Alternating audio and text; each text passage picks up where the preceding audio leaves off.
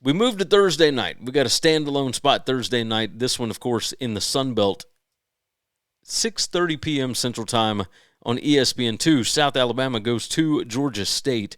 South Alabama right now a 6.5-point favorite on the road. 55.5 is our total on this. And my numbers do not agree. Now, I don't know that I necessarily agree with the numbers here. Georgia State is pretty bad. Georgia State also has played the number 25 current strength of schedule. South Alabama, they only have one win on the season. Both of these teams are 1-6 straight up. Georgia State 1-6 against the number. South Alabama 2-5 against the number. But South Alabama has less excuses. Number 82 in current strength of schedule. Probably should have gotten that win at home against Arkansas State last week. How Butch Jones continues to win with that defensive roster is just I don't even know what to say. Don't even know what to say. Okay, so let's look at some advantages, etc. My numbers have South Alabama favored by 2.8. My power rating has South Alabama by 2.8.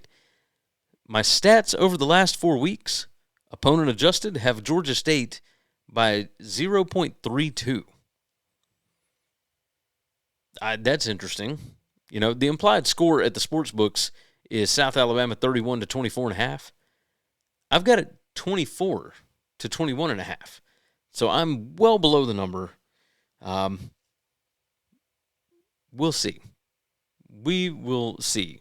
I mean, this is an interesting, offensive matchup. Hugh Jackson against Paul Petrino and Major Applewhite. Okay. Interesting.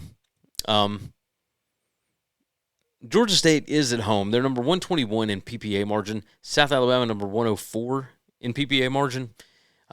Both teams have not good offenses, but better offenses than they do defenses. The South Alabama defense, number 121 in PPA allowed per drive, number 108 in defensive success rate, but they're pretty good against the pass, which is exactly what Georgia State wants to do. They throw the ball like 60% of the time. So, number 103 in yards per pass attempt is Georgia State. Number 91 in QBR for the Panthers.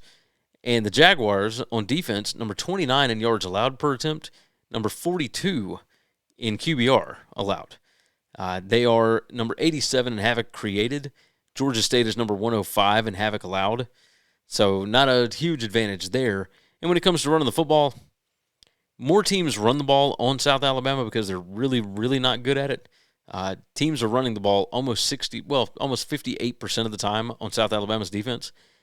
Georgia State only runs the ball about 40% of the time. Now, part of this is because Georgia State has been behind big time in a lot of their games, but they're also playing really good competition. Again, number 25 in current strength of schedule. So we don't know exactly what we're going to get as far as them trying to run the football on the South Alabama defense. I think they're probably going to have a little success here.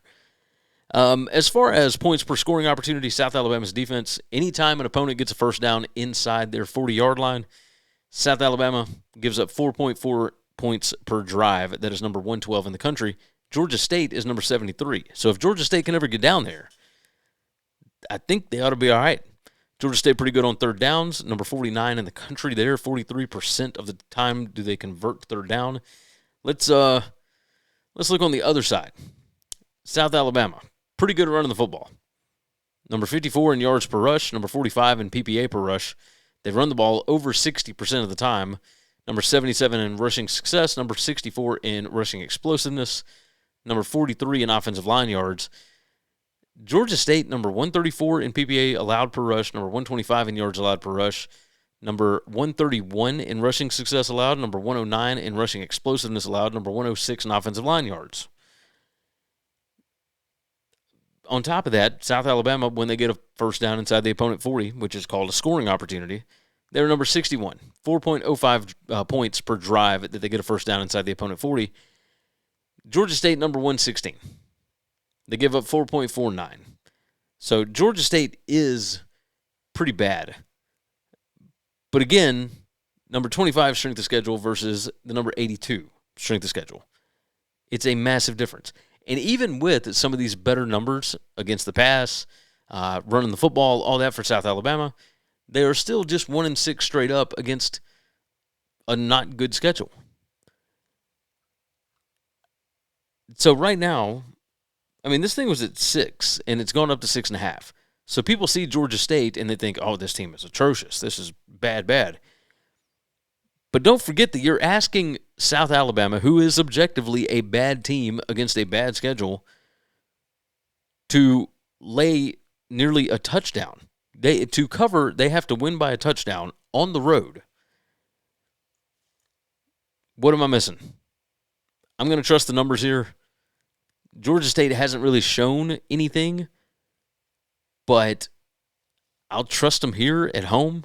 Give me Georgia State plus 6.5. I'll take it. Give me the Panthers plus 6.5.